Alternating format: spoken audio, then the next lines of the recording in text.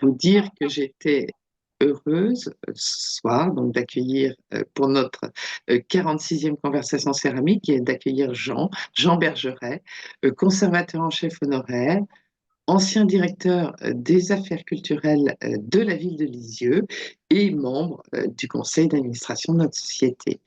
Alors, notre intervenant va évoquer pour nous ce soir le parcours d'une peintre un peu oubliée mais tout à fait remarquable, active à la Manufacture de Sèvres au 19e, Adélaïde Ducluseau, 1787-1849.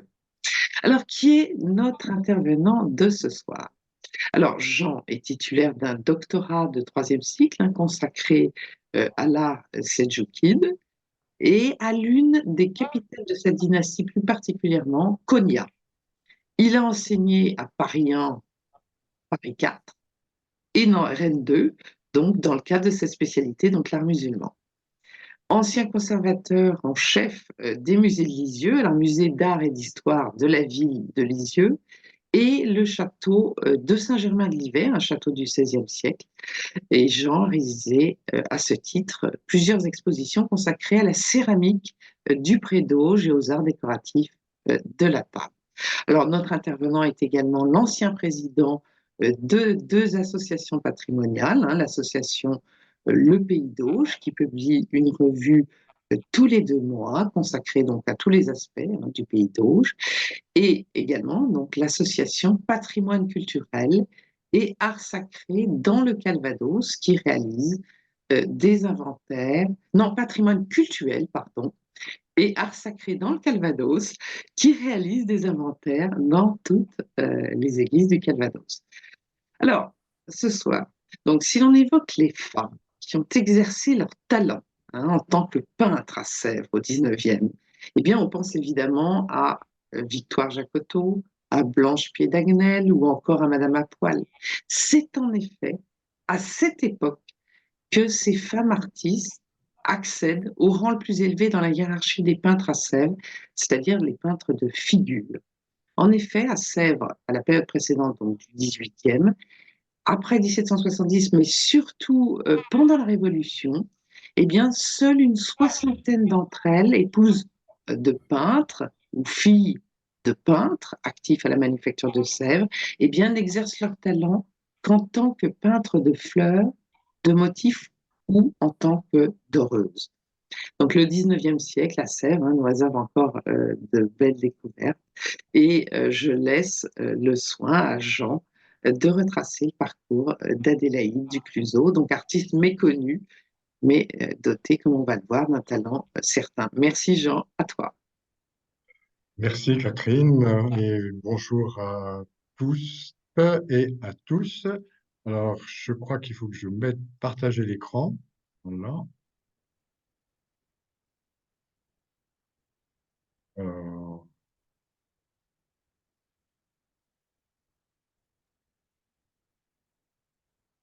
Voilà, c'est voilà. parfait.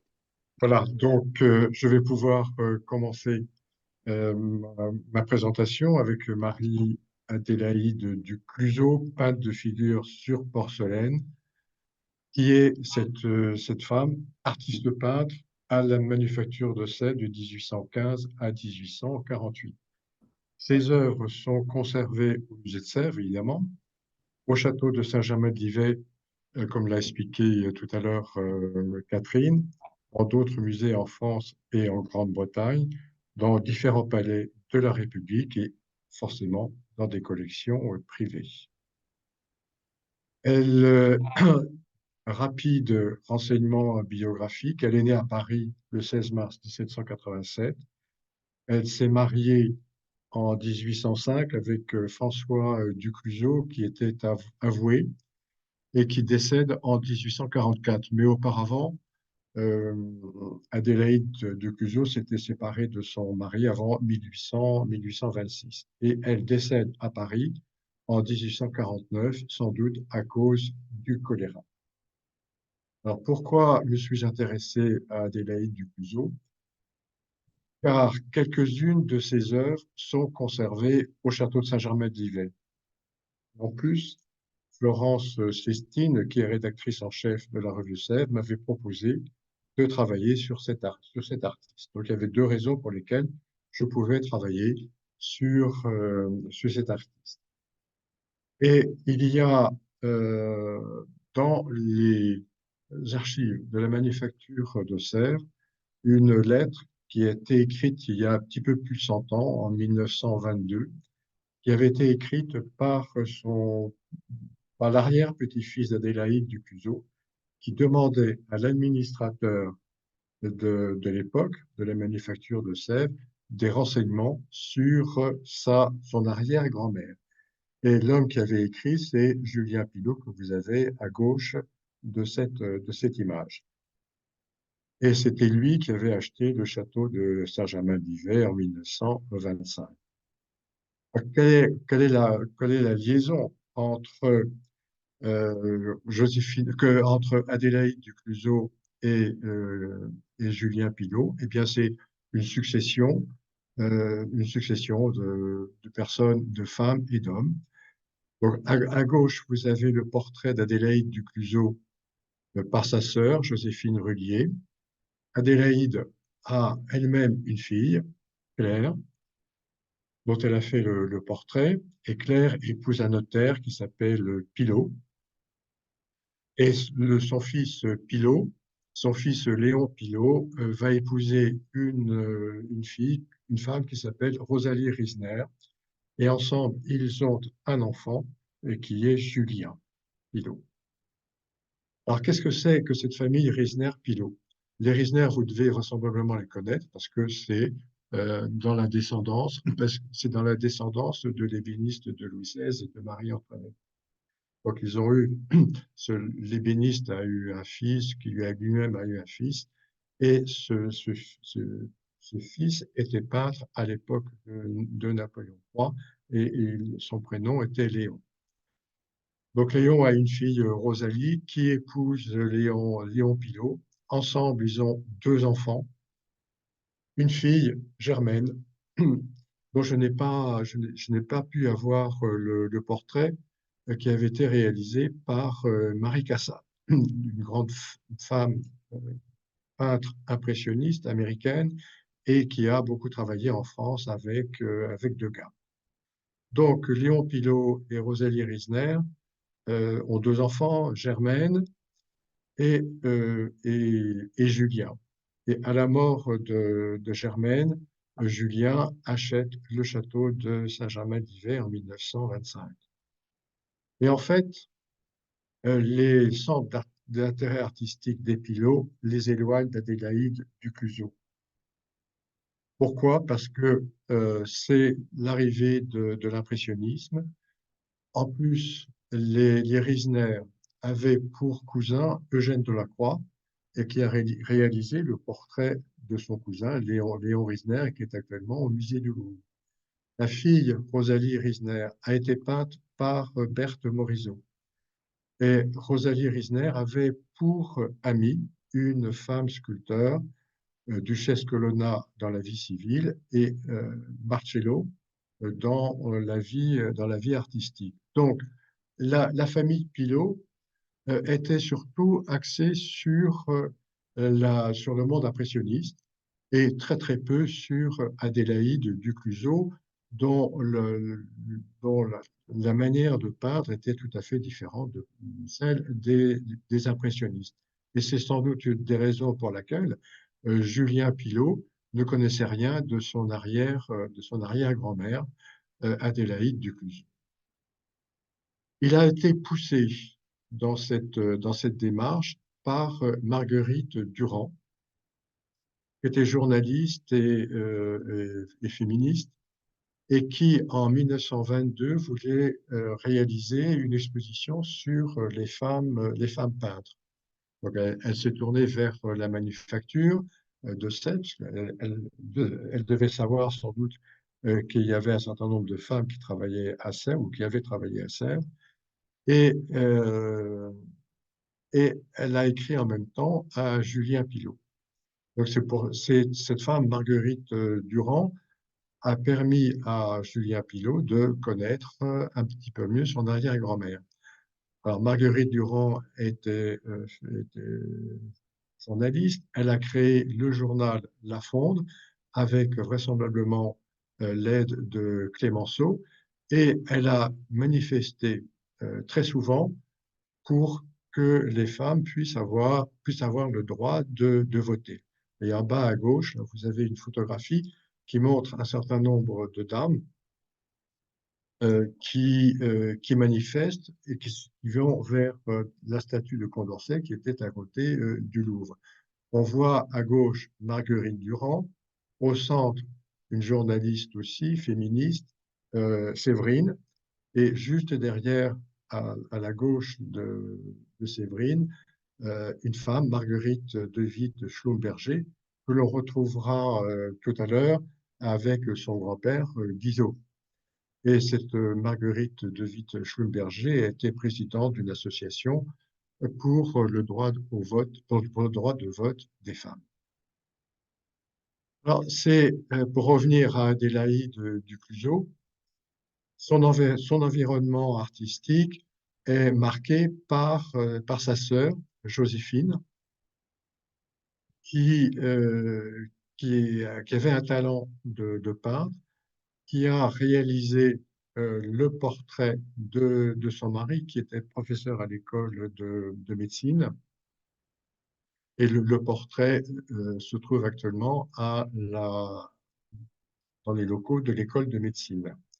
Elle a réalisé aussi des dessins de toute sa famille et ces dessins se trouvent conservés au château de Saint-Germain-de-Livet. Alors Saint-Germain-de-Livet, c'est à côté de Lisieux, en Normandie, en plein pays d'Auge. Euh, Adélaïde Ducluseau va avoir, en travaillant à Sèvres, va avoir comme directeur Alexandre Brognard. Le, euh, les relations entre Adélaïde et Alexandre Brognard ne sont pas toujours au beau fixe. Et au début de la carrière d'Adélaïde Ducluseau à Sèvres, Brognard va écrire en 1825, il va écrire ceci: quoique Madame Ducluseau ne soit pas de force à composer et à peindre des figures sur porcelaine, sans modèle, il lui suffit d'avoir un exemple pour qu'elle parvienne à l'exécuter sur porcelaine avec un mérite dont elle a donné des preuves à la dernière exposition dans la peinture du vase d'essence. Alors après, les relations vont un petit peu s'améliorer et avec l'expérience que Adélaïde Ducluseau va acquérir, elle va lui donner des pièces prestigieuses à la fin de sa carrière: portrait de la reine Victoria, de la reine Marie Amélie, un guéridon d'Ide Raphaël et une bibliothèque. Donc, Brognard écrit des lettres pas forcément aimables sur Adélaïde Ducluseau, mais celle-ci a un sens de la formule lorsqu'elle lui écrit. Elle lui dit, par exemple, en 1832, elle cherchait du travail, elle lui écrit: il serait bien triste, n'est-il pas vrai, monsieur, de mourir de faim n'étant pas morte du choléra. Dans la même lettre, un peu plus loin, je me demande tristement ce que je vais faire ou ce que je deviendrai. Allez, monsieur, il est des temps où un pauvre artiste est bien malheureux, et ce temps pour moi est le présent. En 1832, il y avait effectivement le choléra à Paris. Ses collègues, les collègues d'Adélaïde à Sèvres sont nombreux. Il y a des hommes, il y a des femmes. Parmi les hommes, j'ai choisi Étienne Charles Leguet, qui est peut-être un des peintres emblématiques de Sèvres. Il travaille sur des plaques de porcelaine, sur ivoire. Il avait commencé à travailler à la manufacture de Diehl et Guérard avant d'être intégré à la manufacture de Sèvres comme peintre de figures. Il a réalisé la décoration sur un grand vase étrusque de Sèvres, la copie d'une frise de 2,05 m représentant le cortège nuptial de Napoléon Ier et de Marie-Louise traversant la grande galerie du Louvre. Ce vase a été détruit, mais on peut savoir comment était cette décoration sur ce grand vase, car il y a le dessin qui a été copié par Le Guay se trouve actuellement au Louvre. C'est ce que vous avez à droite de l'image. Le Guay a été marié 3 fois, et la deuxième fois, c'était avec Marie-Victoire Jacotot. Un autre exemple de peintre qui a travaillé, de peintre de figure qui a travaillé à Sèvres, c'est Antoine Béranger, que l'on retrouvera à la fin de la carrière d'Adélaïde de Clusaz. Donc je ne m'appesantis pas sur cet homme. Un autre homme qui a travaillé à Sèvres, Moïse Jacobert, qui lui a plutôt travaillé comme peintre de fleurs. Enfin, un autre homme, Abraham Constantin, peut-être l'un des plus connus des peintres copistes à Sèvres. Il s'est spécialisé dans les copies d'après Raphaël. Il a commencé par une copie sur émail d'après la Vierge à la chaise de Raphaël.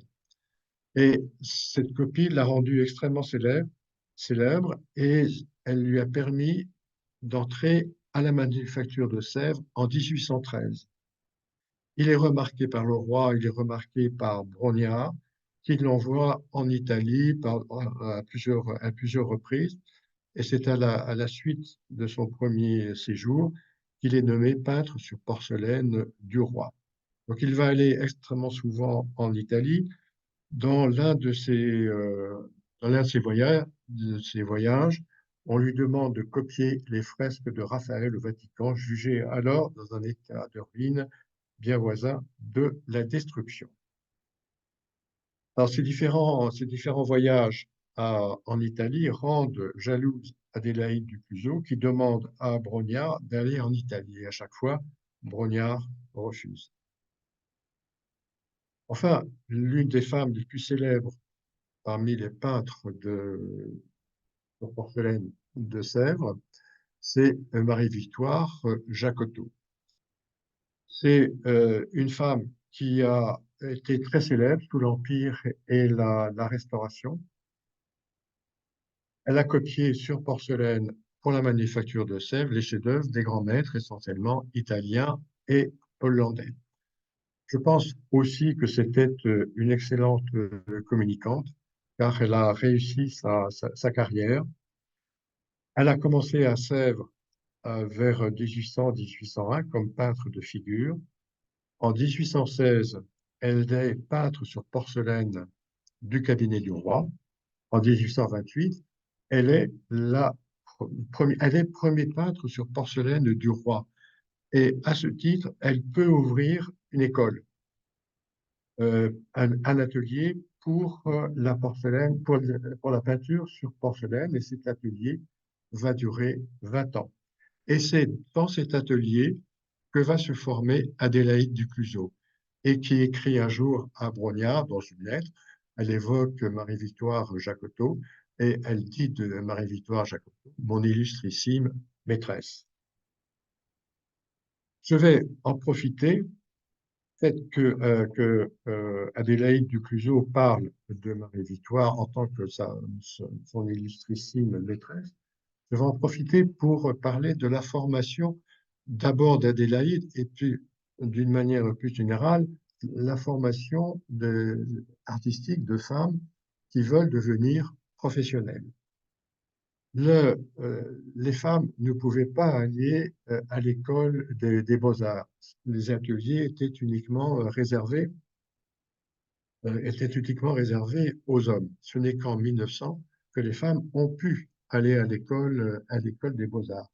Donc avant cela, les femmes pouvaient se former dans des ateliers privés qui pouvaient être tenus par des peintres de renom comme Abel de Pujol ou comme Regnault. Euh,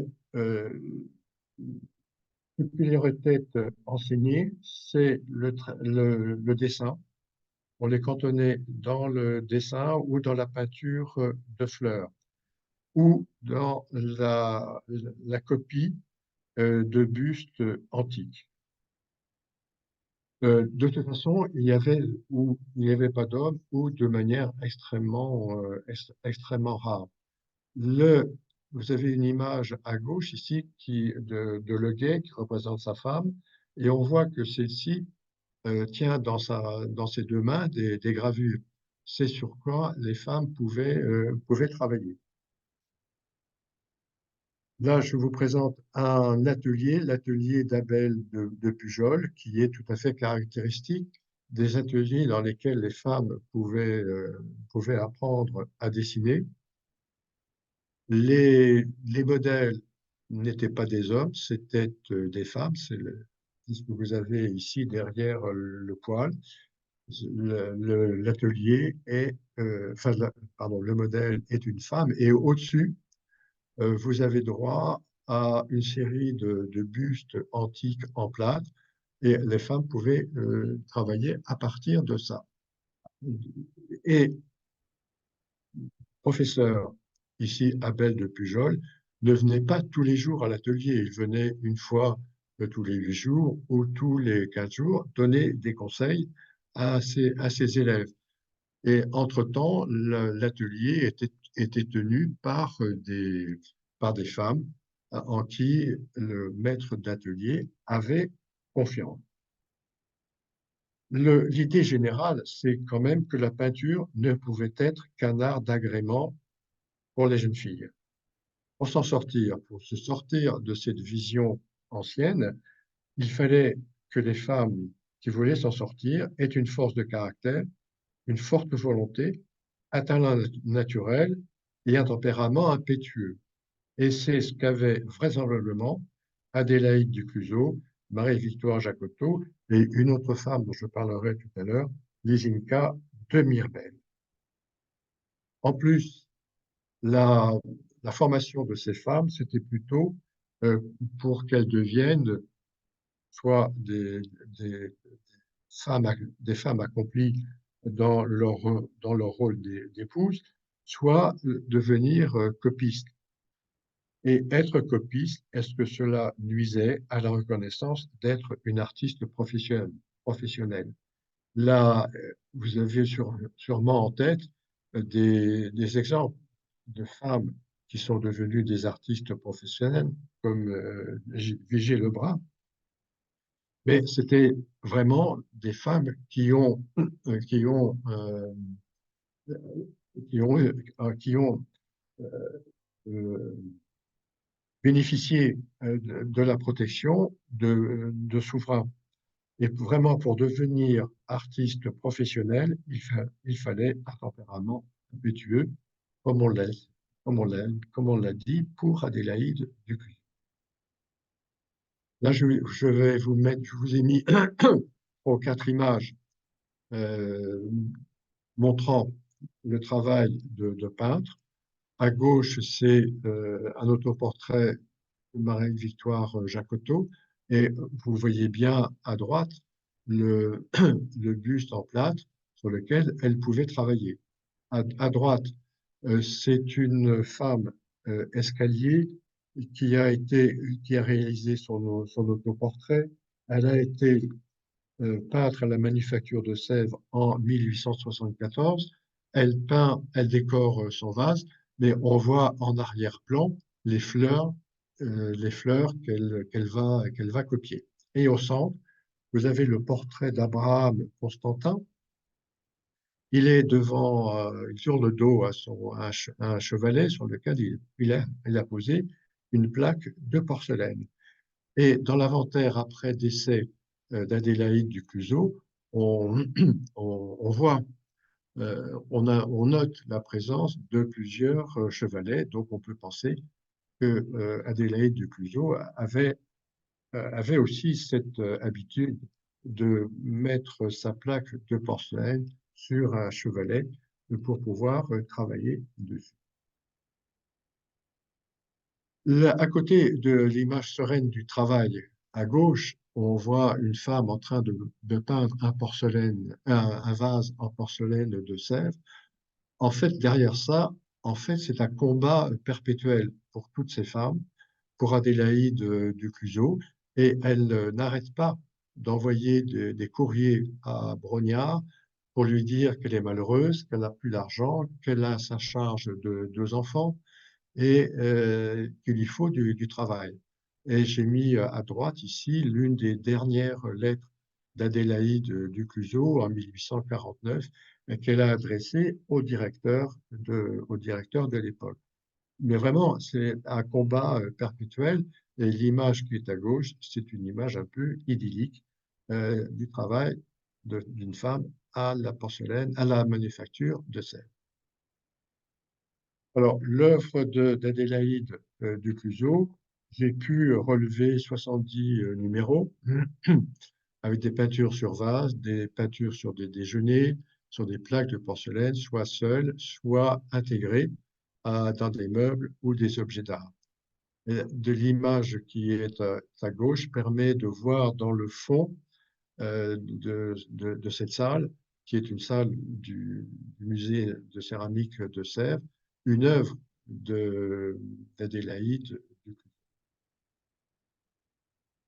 Néanmoins, il y a entre Alexandre Brognard et Adélaïde Ducluseau une collaboration. Je ne sais pas si vous vous souvenez, mais dans une lettre que Brognard a écrite, il vante les qualités de travail d'Adélaïde Ducluseau pour ce vase qu'on appelle le vase des cinq sens et qui a été extrêmement célèbre en son époque. Alors, qu'est-ce que c'est que ce vase des cinq sens? C'est un vase qui a été conçu en 1818 et qui est présenté en 1826. C'est-à-dire qu'il a fallu 8 ans pour le faire, et ce qui est extrêmement long. Le, le type de vase, c'est un vase coupe B. Le modèle a été créé en 1806 par le père d'Alexandre Brognard, Théodore Brognard. Alexandre Brognard a voulu euh, que soit traité sur ce vase 10 sujets représentant des actions relatives au sens.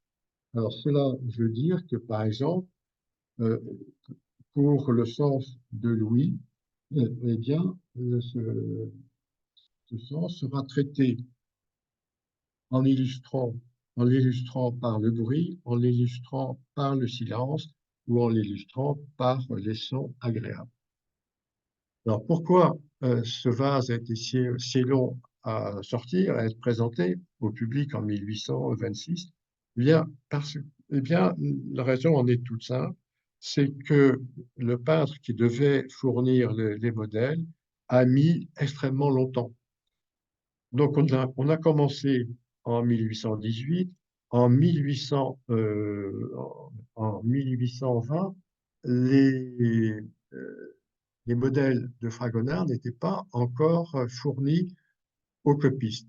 Le copiste, ce n'était pas Adélaïde Ducluseau qui était prévu au départ, c'était un certain Zwinger qui finit par renoncer et c'est à ce moment-là, il est remplacé par Adélaïde Ducluseau en 1823. Et Adélaïde Ducluseau a fait mettre 2 ans euh, pour, euh, euh, pour réaliser toutes les copies. Vous avez en haut, là, le modèle que veut Alexandre Brognard. Il a écrit ici tous les sens qui devaient être illustrés. Donc, en bas, ce sont les esquisses fournies par Fragonard. Il y en a 10. Et, euh, et ce sont donc elles qui vont être copiées par Adélaïde Ducluseau. Je vous ai mis en haut, au centre, l'odorat. Donc ça, c'est le sens, l'odorat, avec l'action qui correspond à cet odorat, c'est les émanations. Vous avez un couple qui se bouche le nez, parce qu'apparemment, il doit y avoir de mauvaises odeurs. À gauche, c'est l'œuvre de Fragonard. À droite, c'est la copie par Adélaïde Ducluseau. Autre, autre sens, dans la partie supérieure, on veut évoquer le toucher, et on va évoquer le toucher par, euh, par la forme. Alors, qu'est-ce que c'est que la forme? À gauche, vous avez une femme qui est assise et qui est apparemment Madame du Deffand, qui était aveugle, et elle avance ses mains vers le visage d'un enfant. Comme ça, elle peut, par le toucher, deviner la forme du visage de l'enfant. En bas, le sens qui veut être illustré, le sens c'est l'ouïe, l'illustration c'est les sons agréables. Et on a un concert qui est censé donner une musique agréable. Ah, et j'ai retenu cette image parce que au pied de la dame en violet, on voit la signature d'Adélaïde Ducluseau. Le, euh, quasiment toutes les petites scènes copiées par Adélaïde Ducluseau sont signées par elle. Alors rappelez-vous, donc Adélaïde Ducluseau commence cette œuvre dans les années 1823 et terminée en 1825-26. En même temps, elle réalise les copies pour une horloge borne. Et avec cette horloge borne, on évoque l'Antiquité grecque, ou plutôt l'idée que se faisaient euh, les, les- les peintres contemporains de l'Antiquité grecque. Cette pendule borne est intitulée La pendule borne du chevalier de la Malle, qui était un brillant orateur, bâtonnier du barreau de Paris, et qui a vraisemblablement dû rendre beaucoup de services au roi, car il était membre du comité du contentieux de la liste civile. Et pour le récompenser, le roi lui a donné souvent des cadeaux, et parmi ces cadeaux, il y a cette pendule borne. Le modèle a été fourni par Ferdinand Lancrenon. Adélaïde Ducluseau a copié. Elle a copié le sujet proposé par Lancrenon, et vous avez ici Mercure qui est donné comme dieu de l'éloquence. À ses pieds, un coq. Il pose nonchalamment sa main, son bras gauche, son avant-bras gauche sur le cadran, et de l'autre côté, il y a une lampe à huile sur un piétement tripode. Donc ce modèle, cette pendule borne est réalisée et livrée en 1826. 20 ans plus tard, un critique du journal des artistes écrit ceci: que signifient ces pendules, dites des 4 saisons, de l'horlogerie, dites romanes, qui ne disent rien du tout, sinon qu'elles sont lourdes, épaisses, écrasées, empruntées à tous les styles et n'en ayant aucun.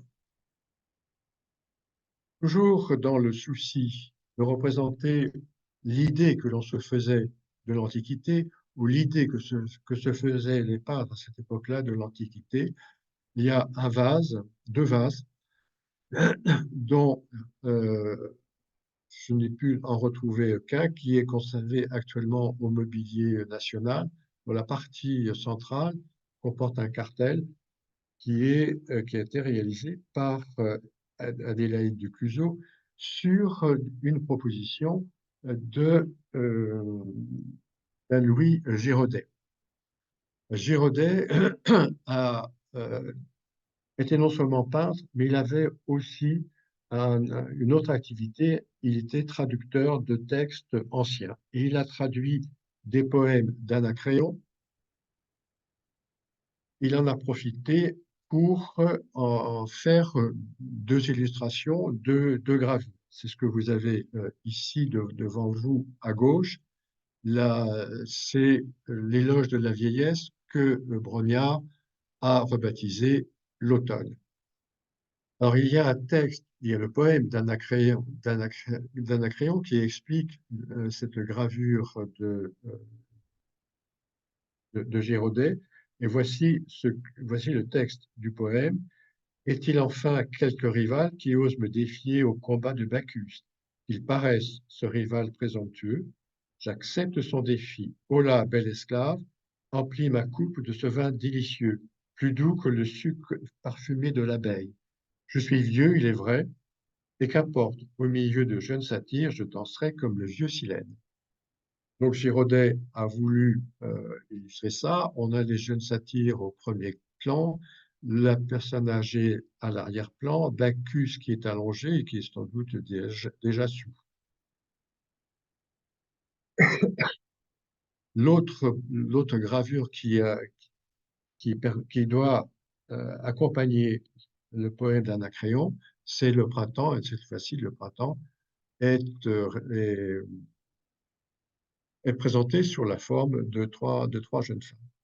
Donc ça, ce sont deux vases, et l'un est actuellement conservé au mobilier national.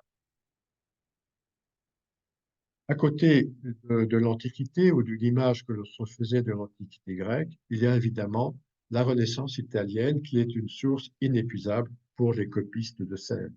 À gauche, une copie d'après Raphaël, la Sainte Famille par Marie-Victoire Jacotot. À droite, la Vierge au voile d'Adélaïde de Clusot.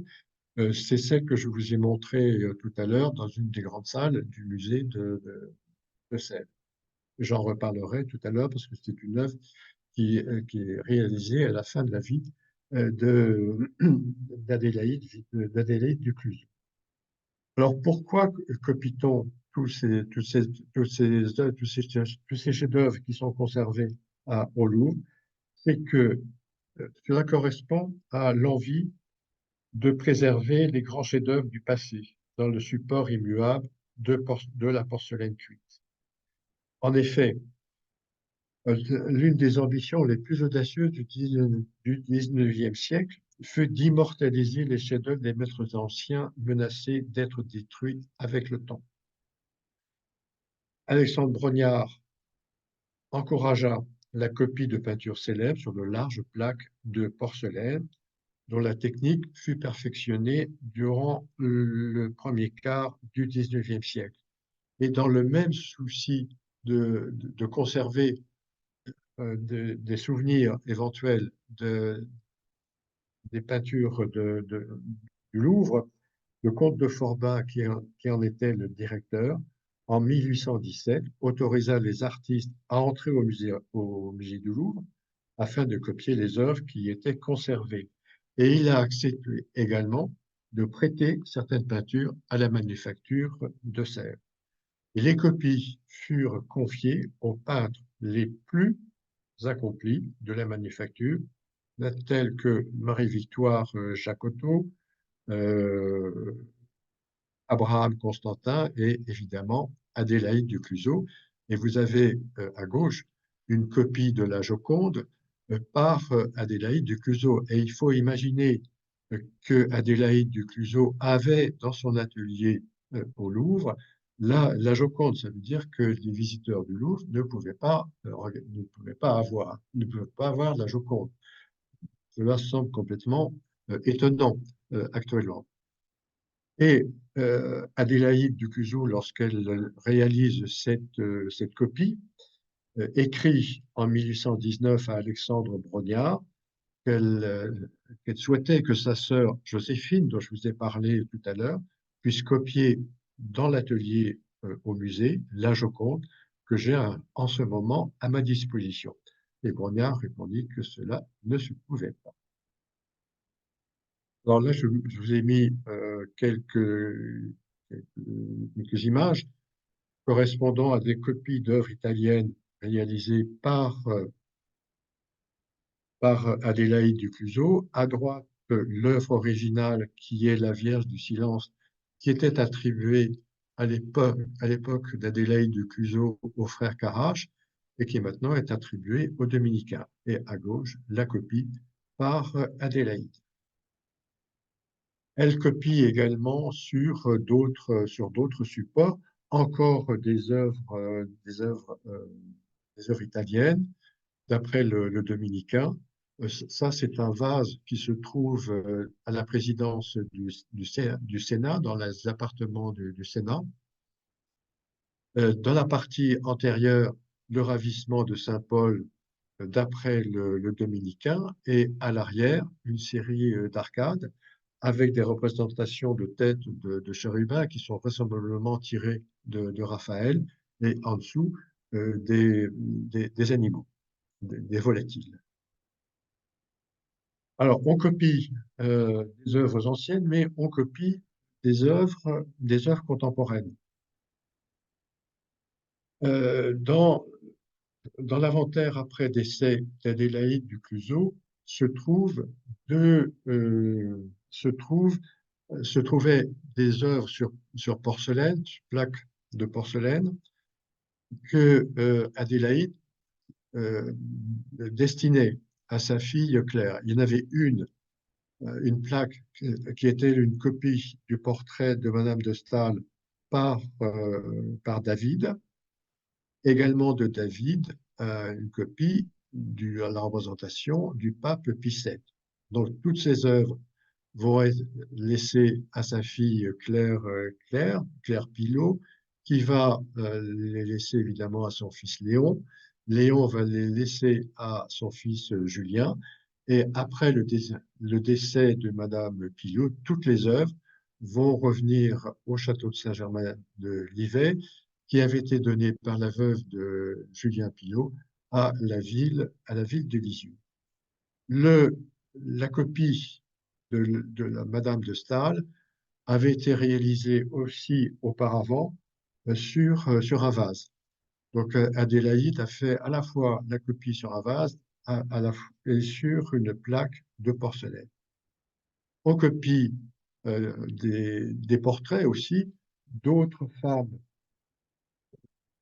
extrêmement connues à l'époque, et que je suppose que vous ne connaissez pas, qu'on ne connaît plus maintenant, Sophie Cottin, qui est née en 1770, qui meurt en 1807.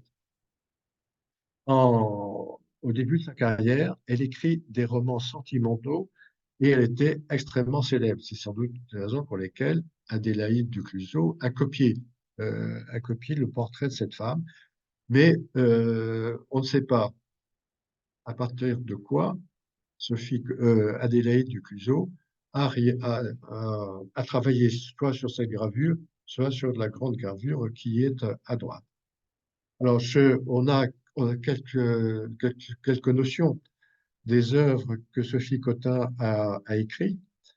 Un ouvrage qui s'intitule Élisabeth ou les exilés de Sibérie a remporté l'ironie de Stendhal, qui écrit à propos de cet ouvrage: c'est un roman de fidélité filiale, le seul autorisé aux jeunes filles et des familles ultra-royalistes.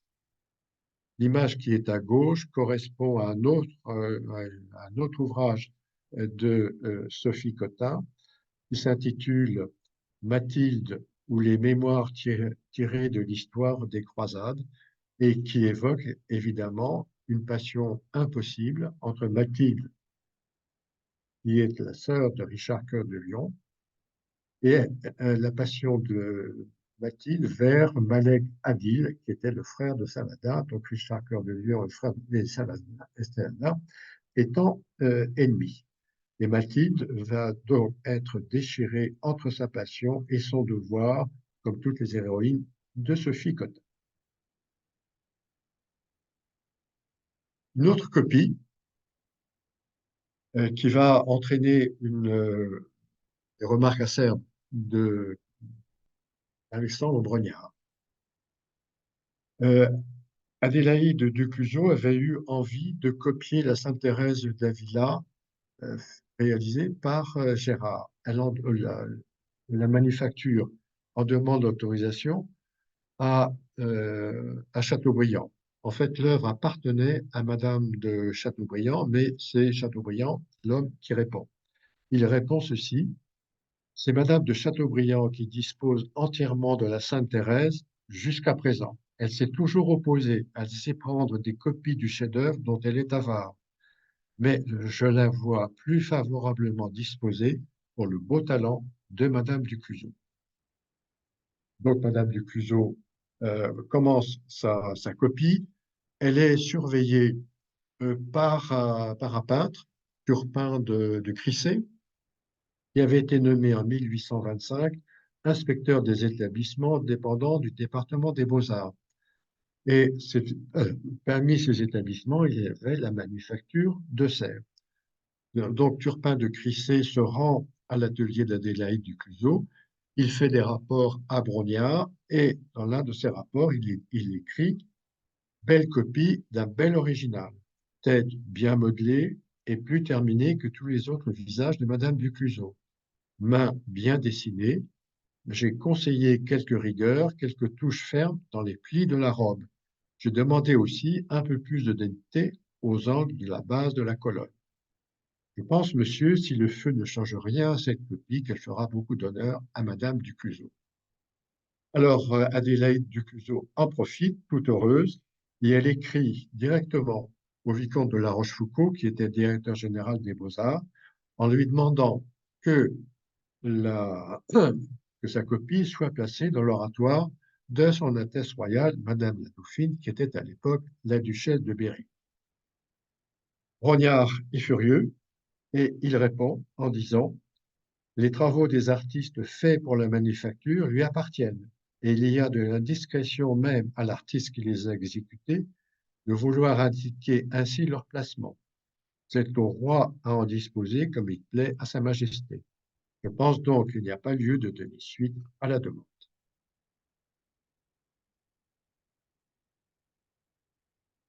Adélaïde Ducluzot va être associée à un, un nouveau virage dans la création de la manufacture de Sèvres, puisque ces œuvres, ces copies vont être intégrées dans des meubles. Le premier, c'est une bibliothèque pour les livres de piété qui date de 1827. Et le deuxième, c'est un guéridon qui est consacré à Raphaël dans les années 1837-1840. Le meuble bibliothèque pour des livres de piété va être traité en néo-gothique. Pourquoi le néo-gothique?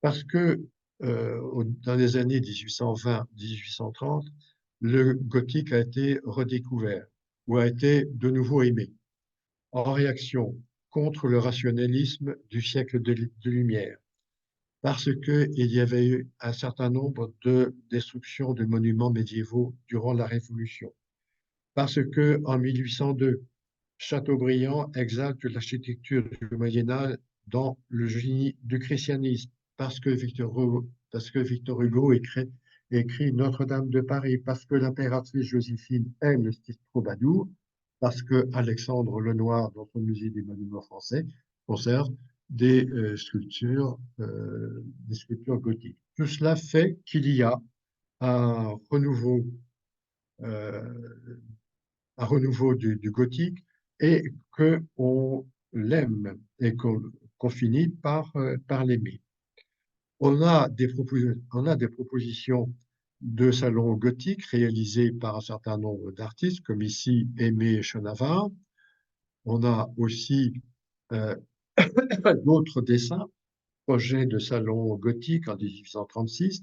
Le salon gothique, c'est à la fois des décorations architecturales, mais c'est aussi des décorations pour le mobilier.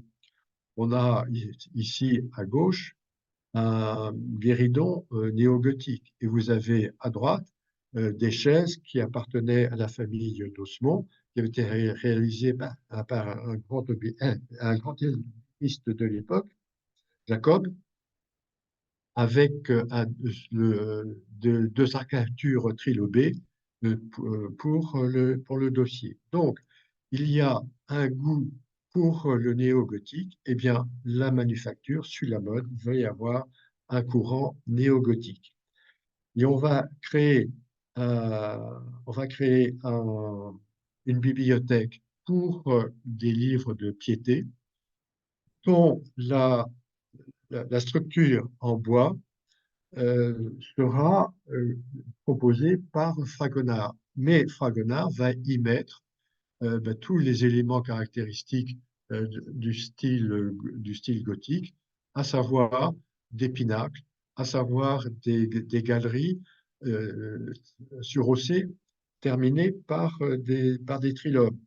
Et à l'intérieur de ces arcatures, on va mettre des plaques de porcelaine et qui seront peintes par Adélaïde de Clusot. Les dessins seront proposés par Lancrenon. Les sujets, ce seront des évangélistes, des orateurs du XVIIe siècle et des saints. Alors, je ne sais pas si ce meuble existe encore maintenant, mais néanmoins, on a une représentation de ce meuble pour une représentation dans un dessin correspondant à l'exposition des produits de Sèvres en 1827. Et ce meuble est donné à la duchesse de Berry, encore elle.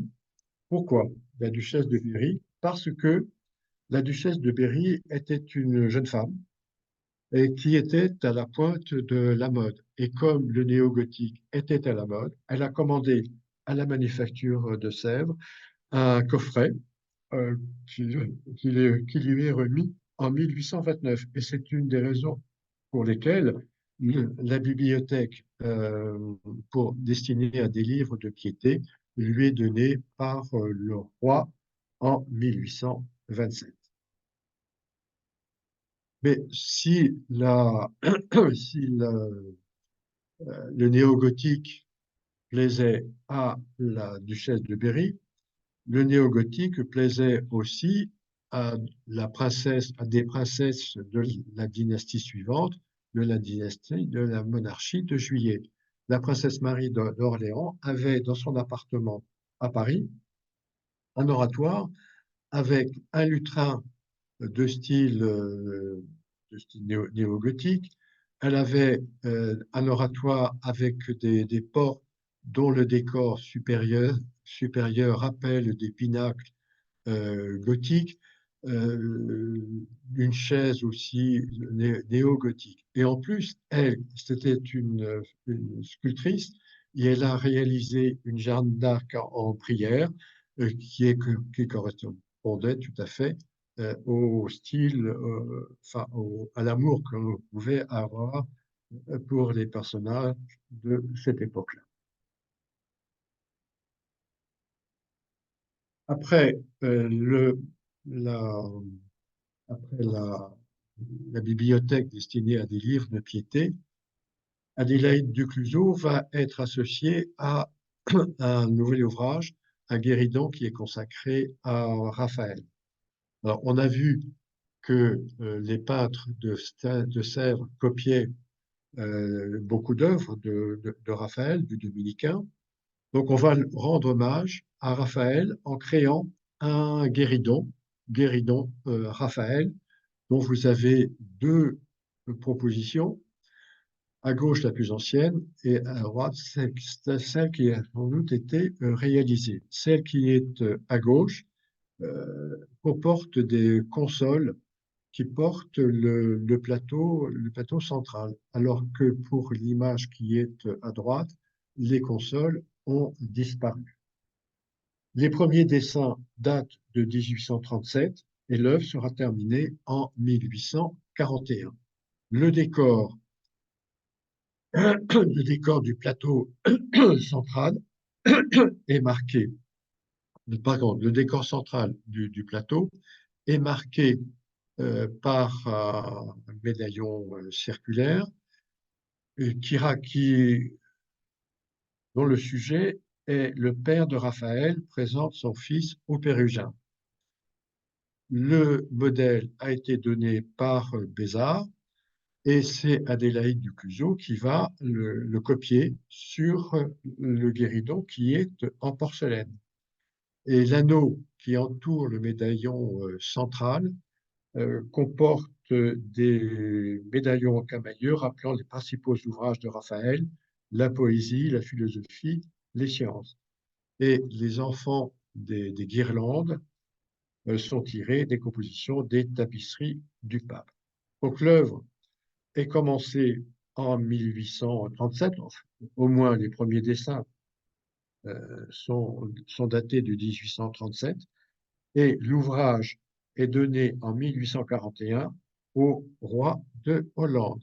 Et si ça se trouve, le guéridon est encore dans les collections de la famille royale hollandaise. Alors, tous ces peintres de Sèvres, comment vont-ils faire pour se faire connaître? Eh bien, ils ont quasiment une obligation, c'est de présenter leurs œuvres à des expositions annuelles à l'époque de la Restauration et bisannuelles à l'époque de la monarchie de Juillet. Et elles étaient organisées pour pour que le roi puisse choisir ses cadeaux d'étrenne. À droite, vous avez une image extrêmement connue de Brognard présentant à Louis XVIII les artistes de Sèvres. Le roi est assis et Marie-Victoire Jacotot, qui est cette femme en blanc, lui présente une de ses œuvres. Et comment étaient présentées les œuvres pour cette exposition des produits de l'industrie? Elles étaient présentées dans une salle du Louvre. On mettait au milieu de la salle une grande table et les objets de Sèvres étaient présentés les uns à la suite des uns à la suite. Si et auparavant, le directeur ou un assistant montrait bien par un dessin comment les œuvres de Sèvres étaient disposées, étaient arrangées. On a une grande table avec une composition extrêmement symétrique, rigoureuse, où l'on voit des grands vases entourant des vases plus petits. Et puis, à l'entrée, le buste du roi. Donc, il faut imaginer que le roi arrive, que ce soit un roi de la Restauration ou ou le roi de la monarchie de Juillet, ils arrivent, les artistes présentent, le roi acquiesce ou n'acquiesce pas, selon son désir ou selon son désir. Et les plans qui sont ici sont extrêmement précieux parce qu'ils indiquent ils indiquent le type d'objet qui est présenté avec parfois le sujet. On a ça pour la restauration. Les, les modèles sont moins finis euh, pendant la restauration de Juillet. Voilà un dessin en ce qui concerne la présentation de l'exposition de 1827. On voit à gauche la bibliothèque pour les livres de piété que l'on connaît déjà. Et ici, à la lettre, je ne vois pas, mais en tout cas, voilà, la flèche ici. Vous avez l'horloge borne que l'on connaît avec le dieu Mercure, l'horloge borne pour le chevalier de la Malle. Donc on a deux œuvres d'Adélaïde de Cuviot pour l'exposition de 1827. Sous la monarchie de Juillet, les expositions deviennent bisannuelles. En 1835, 1838, 1840, 1844 et 1846. La dernière exposition aura lieu en 1851 sous l'Empire. Le Brognard explique l'objectif de ces expositions. On a pour but de faire connaître au roi, aux artistes et au public les progrès, les idées et les principes d'art qui dirigent ces travaux. Donc, les expositions sont un moyen de faire connaître les produits de Sèvres. Il y a aussi un autre moyen pour se faire connaître, c'est de participer au salon. Alors, Adélaïde Ducluseau a eu 2 médailles, deuxième classe et première classe. Le moyen aussi, en ayant des élèves qui remportent des médailles, et on a pour Adélaïde Ducluseau, elle n'avait pas d'atelier. Elle avait par contre des gens qui venaient travailler avec elle. Et elle a eu 2 ou 3 élèves comme Sophie Jadelot et Hélène Bossé qui ont eu des médailles d'or. Donc tout ça, le succès des élèves rejaillit sur la maîtresse. Alors là, une image extrêmement connue, c'est Charles X distribuant des récompenses aux artistes exposants au salon de 1824. Et c'est un tableau qui est extrêmement intéressant parce qu'on voit dans le fond ici Charles X qui donne une médaille à un peintre.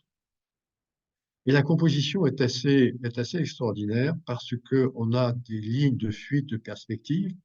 Et les lignes de fuite vont peut-être vers le roi, mais elles vont surtout vers la femme qui est derrière le roi. Et ça, c'est un trait de génie. Cette femme qui est là, c'est Marie-Victoire Jacotot. C'est pour cela que je disais tout à l'heure qu'elle avait le sens de la communication. C'est que là, elle a réussi à se faire représenter dans la ligne de fuite, c'est-à-dire que si on voit le roi, on la voit, elle, par derrière. Et à droite, ici, c'est Zelinka de Mirbel, dont je vous ai parlé aussi. Et c'est une femme qui a travaillé beaucoup, beaucoup sous la Restauration, beaucoup sous la monarchie de Juillet, et qui a fait, comme toutes ces femmes, des portraits des deux familles royales, soit les Bourbons, soit les Orléans. Puisqu'on parle de la famille royale, eh bien, Adélaïde du Clusot, comme les autres, a réalisé des copies de portraits de la reine ou du roi. Elle a copié beaucoup Hersan, et Hersan cherchait à reproduire la meilleure ressemblance de ses sujets. Aussi, les tableaux ne sont-ils pas toujours appréciés par les personnes représentées? Il y a une anecdote euh, qui concerne la reine Marie-Amélie. Marie-Amélie avait envoyé à sa fille, qui était reine des Belges, un portrait d'elle par Hersan. Et la reine des Belges, sa fille, lui répond, écoutez, votre portrait n'est pas beau, il ne plaît pas à mon mari, il faudrait que vous en envoyiez un autre. Alors Hersan a été au courant, du coup, il va peindre avec luxe et minutie tous les atours et les joyaux du sujet au détriment de la ressemblance. C'est ce qui explique pourquoi la reine Marie-Amélie se trouve ici avec un chapeau et des plumes extrêmement abondantes et qu'elle a des rubans et des tuyaux autour du cou. Et pour en ce qui concerne le portrait du roi, elle va accentuer le, le- lors des décorations ou des passementeries qui sont sur le costume du roi. Elle va copier d'autres membres de la famille royale, la princesse Clémentine, la princesse Clémentine qui est copiée d'après une miniature du chêne de Gisors. Elle va copier un portrait de la duchesse d'Orléans et elle va copier un- quelque chose qui est extrêmement important pour elle, c'est le portrait du duc d'Orléans d'après Ingres. Après la mort du duc d'Orléans, le roi Louis-Philippe va demander des copies de son fils et il va en demander à Adélaïde Duclos. Enfin, nous arrivons à la période de l'entente cordiale. On va voir de quelle manière Adélaïde Duclos va y être associée. Alors, l'entente cordiale entre la France et la Grande-Bretagne connaît ses premiers balbutiements grâce à l'amitié qu'avait qu'avait l'ambassadeur de France en Angleterre, François Guizot, et un Lord Aberdeen qui était un politique anglais et qui finira par avoir le rôle de Premier ministre en Angleterre. Tout à l'heure, je vous parlais de Marguerite de Witt, la petite fille de François Guizot. Eh bien, vous avez ici le portrait de cet homme qui a été essentiel pour la naissance de l'entente cordiale entre la France et l'Angleterre. Eh bien, une fois que les politiques ont commencé à envisager une entente cordiale, il a fallu aller un tout petit peu plus loin et les deux souverains se sont rencontrés. Ce qui veut dire que la reine Victoria est allée par deux fois en France, au château d'Eu, qui était la propriété personnelle de Louis-Philippe. Donc Victoria est allée deux fois àEu en 1843 et en 1845.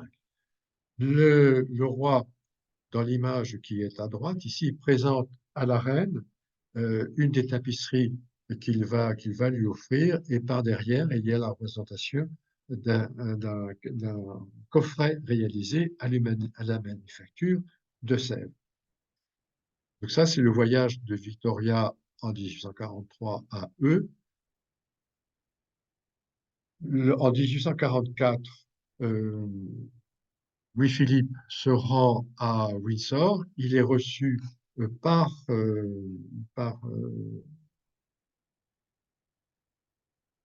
il est reçu par la reine Victoria et il y a évidemment des représentations de cette rencontre. On a au premier plan là Louis-Philippe et la reine Victoria, à l'arrière-plan Guizot, le duc de Wellington, Robert Peel, le duc de Montpensier, la duchesse de Kent qui était la mère de la reine et le prince Albert.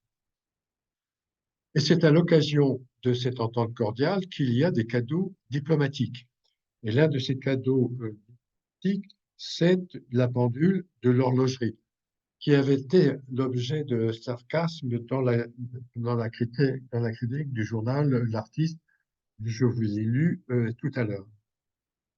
Alors, ce cadeau diplomatique, la pendule de l'horlogerie, le modèle existait depuis longtemps. Il avait, dans un premier exemplaire, il avait été donné en 1826 par Charles X au pape Léon XII. Et l'horloge qui est là avait été commandée par Louis-Philippe en 1837 et il l'a donné en 1844 à la reine Victoria. Et cette horloge est conservée au château de Windsor. Et Adélaïde du Clusot a copié les plaques de porcelaine qui sont soit disposées latéralement, soit de face. Cette pendule s'appelle de l'horloge parce qu'elle évoque les principales époques de l'horlogerie. Enfin, l'un des plus beaux cadeaux que Louis-Philippe a fait et qui concerne vraiment Adélaïde du Clusio, il a donné à la reine des copies d'œuvres de Winterhalter. Une copie a été faite par Béranger, que j'ai évoqué tout à l'heure, et une autre copie a été faite par Adélaïde de Clusot. Et Adélaïde de Clusot a réalisé cette copie sur une plaque rectangulaire de porcelaine de 1,36 m sur 1,02 m. Et là, la grandeur de la plaque est un exploit technique souligné par les critiques de l'époque. Le tableau a été donné à la reine et il était visible dans un des châteaux de la reine, Osborne House, en 1873. C'est le portrait, c'est l'œuvre qui est ici dans ce salon. Et la reine semble avoir été très contente de cette œuvre parce elle l'a prêtée au moment d'exposition universelle qui se trouvait à Londres en 1851. La reine est représentée, tournée de trois quarts vers la gauche, les bras croisés devant elle, vêtue d'une robe de soirée blanche avec le ruban et l'étoile de l'ordre de la Chartier.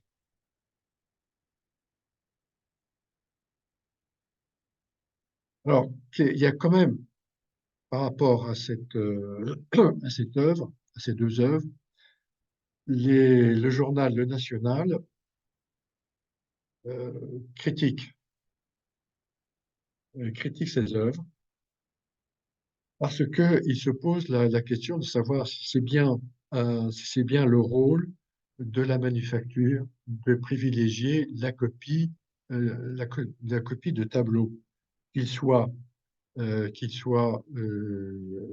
italiens de la Renaissance ou des copies de Winterhalter. Voici ce que dit le National. Il ne critique pas les œuvres de Clusot et de Béranger. Il critique le fait que la manufacture est-elle bien dans son rôle que de faire copier ses œuvres? Est-ce là de la céramique? La manufacture est capable de s'en vanter en disant qu'elle a fait cette année un double miracle céramique, deux toiles d'une dimension inconnue pour la peinture au feu, deux plaques rectangulaires de porcelaine d'un mètre, 30 centimètres de hauteur, sur un mètre de largeur. Au prodige! C'est la liste civile qui commande, la liste civile qui paie, et c'est bien le moins que Sèvres plaise à la liste civile.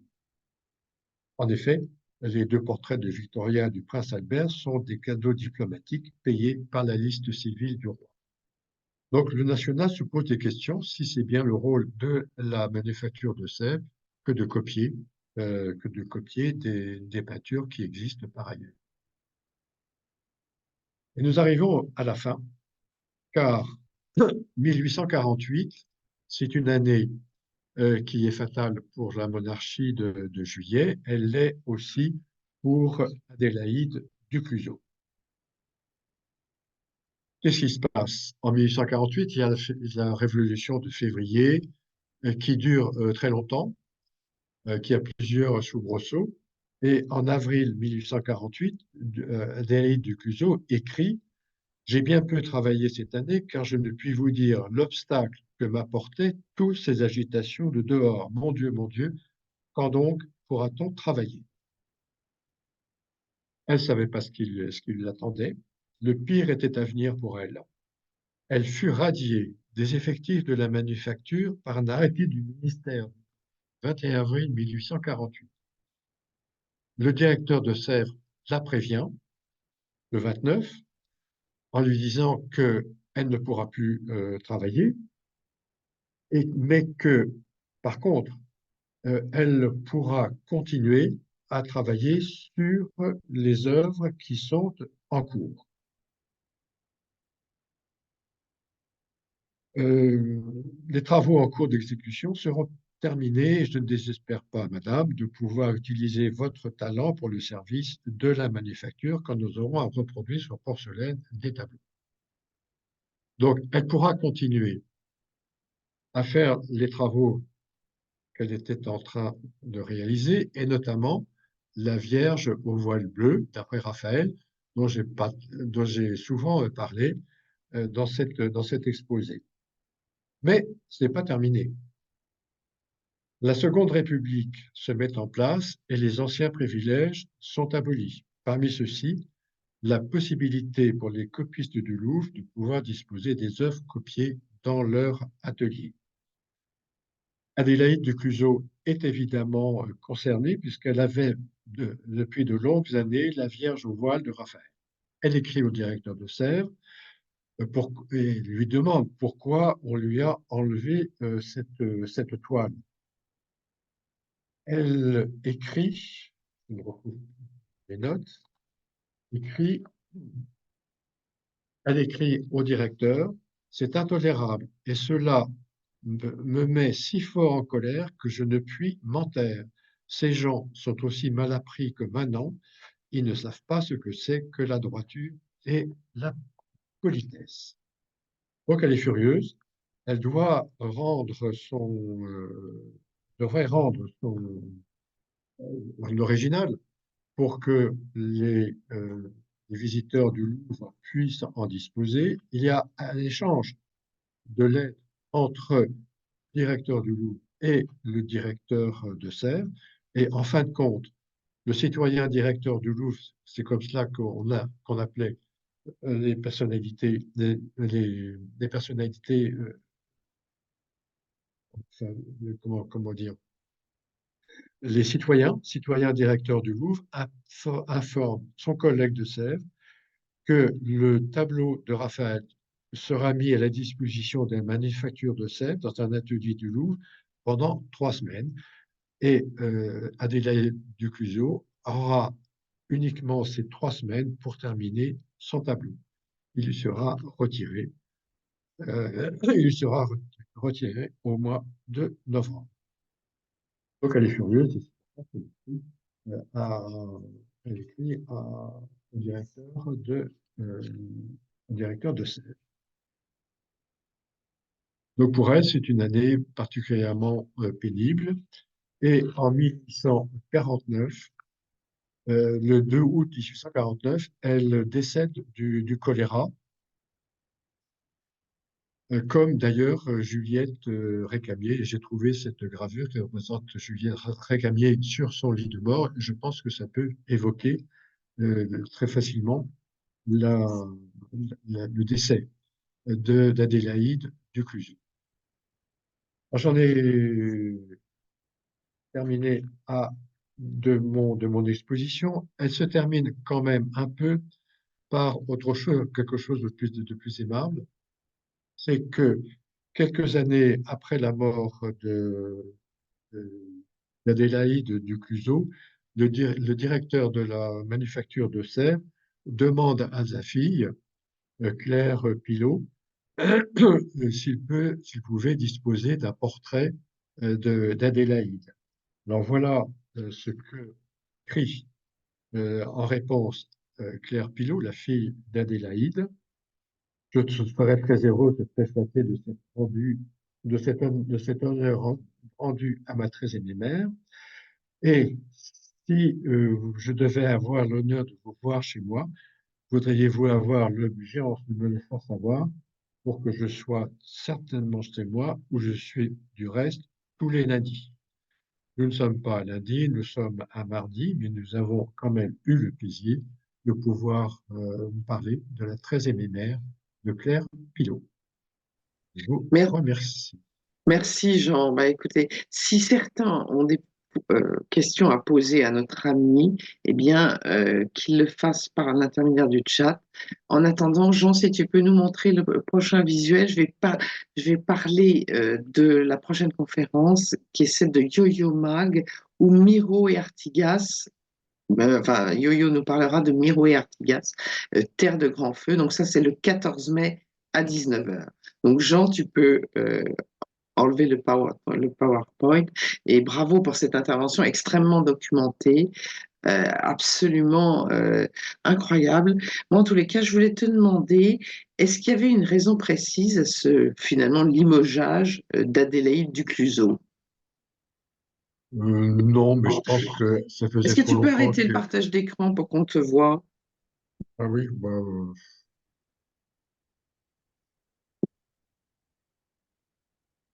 Voilà, super. voilà. Est-ce qu'elle a, pourquoi l'a-t-on limogée, en fait? Je me souviens pas, mais je pense que il y a dû y avoir des restrictions budgétaires à Ah ouais. cette époque-là, déjà là. Et puis, elles étaient peut-être plus, ces schémas artistiques ne correspondaient peut-être pas totalement à la Seconde République. C'est pour ça qu'elle a eu. Et puis, je voulais te demander aussi le guéridon là, de Raphaël, 1837-1841.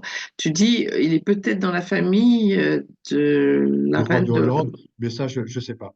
Mais c'est possible, hein, parce qu'il y a pas mal, évidemment, d'objets de Sèvres qui ont été donnés à différentes familles royales.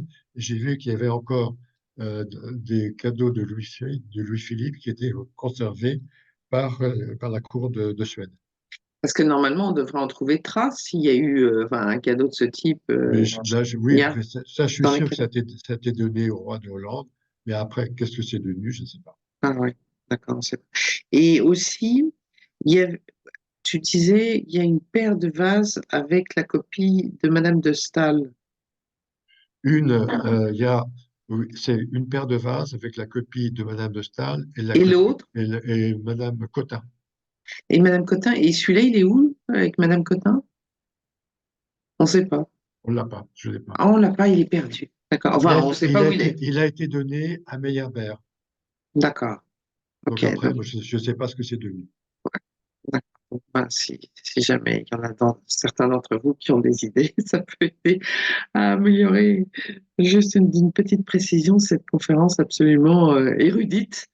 Bravo Jean, je crois que nous allons te remercier parce que tu nous as fait une conférence extrêmement documentée. Voilà, et nous nous retrouvons donc le 14 mai. Ah, attends, si, cher Monsieur Bergeret, je veux bien vous signaler la présence du... Oh, attendez, ça me paraît intéressant. Regarde. Alors, cher Monsieur Bergeret, je peux bien vous signaler la présence du cabaret pour chocolat au palais d'Adjuda offert à la cour du Portugal. Ah, voilà, oui. Voilà, c'est Christina Neva Correa qui indique ça. Ben, c'est très intéressant. Merci beaucoup, oui. Merci, chère Merci. madame, de ce renseignement. Y a-t-il d'autres questions? Je crois que ce sera peut-être le mot de la fin parce que, ah, merci beaucoup, évidemment, c'était une conférence très riche. Et ça, on est tous à le penser, Jean. Merci. Merci mille fois. Et donc, on se retrouve le 14 mai avec Yo-Yo Mag. Et la personne signale qu'elle t'envoie les éléments. Oui, c'est ce que je vois, oui. Claire, merci Voilà. beaucoup. Alors, merci. Et donc, rendez-vous le 14 mai avec Yomag pour Miro et Artigas. Merci à tous. Bonne soirée et merci surtout, Jean. Et bravo. Merci.